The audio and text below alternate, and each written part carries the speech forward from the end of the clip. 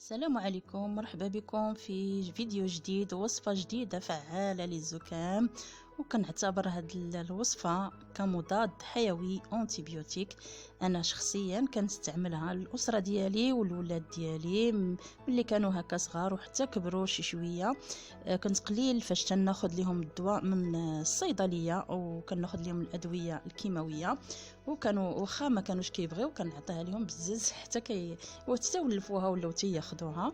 وبلا ما نطول عليكم، لهاد الوصفه ديال البرد راه جد فعاله كيف قلت لكم، وعند فيها اللي كتكون من جوج المكونات اللي هما مهمين، هما البصله والثومه، ومكونات اخرى. عندي هنايا العسل، جوج المعالق ديال العسل وخمسة المعالق ديال الخل، وعندي زيت الزيتون، جوج المعالق ديال زيت الزيتون، والبصله غادي نحكو النصف ديالها، وعندي هنايا جوج دروس ديال الثومه. نبداو كنحكوها. اول حاجه كنقيو البصله ونقيو الثومه وتنحكوهم في الحكاكه اللي تتكون الجهه الرقيقه، باش هكا كيسهل باش ياكلوهم او باش نيت حتى حنا ناكلوهم. صافي كان من بعد ما كنحك البصله نحك معها حتى هي، شوفوا البصله حتى هي راه هذا هو القياس ديال اللي حكيت. والثومه تنحكوها حتى هي كيف قلت الجهه الرقيقه.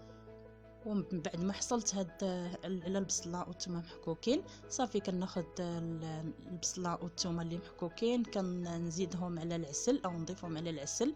العسل بالطبع يكون عسل طبيعي او العسل الحر، كيكون هكا جد فعال بالطبع، راه خصنا ضروري عسل يكون حر. عندي هنايا جوج المعالق زيت الزيتون، حتى هو يكون من نوعيه الجيده باش يكون هكايا جد فعال، لان هاد المكونات كلها مزيانه للذات في هذا البرد هذا.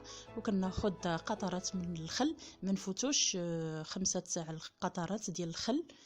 كنحاول نخلط من بعد ما كناخذ هاد المكونات كامله، كنحاول نمزجها مزيان، كنخلطهم مزيان باش الزيت ينسجم مع العسل والبصله والثومه والخل.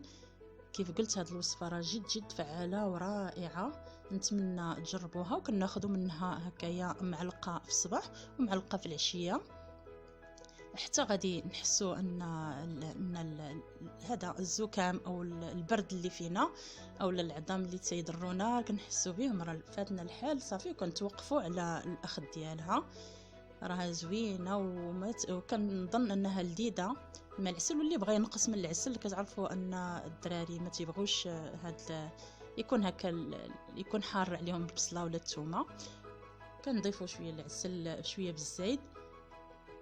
وهذا هو الخليط ديالنا، كيف لاحظتوا راه كيجي رائع ولذيذ وجد فعال. نتمنى جد فعال طبعا باذن الله، ونتمنى تعجبكم هذه الوصفه وحتى نتوما هكا توجدوها لوليداتكم، وان شاء الله الله يجيب الشفاء للجميع.